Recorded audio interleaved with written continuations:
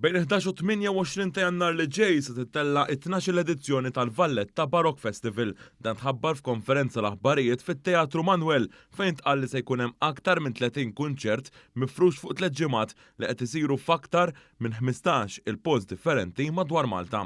Id-direttur artistiku tal-festival Kenneth Zammi Tabona qal li sa mill-bidu tiegħu dan il-festival gawda minn reputazzjoni internazzjonali qawwija u stabbilixxa ruħu fost l-aqwa 10 tax-xorta tiegħu fl-Ewropa. Il-chairperson ta' Festivals Malta, Aron Zara, irrimarka li dan il-festival u meqjus bħala attrazzjoni għat-turizmu kulturali.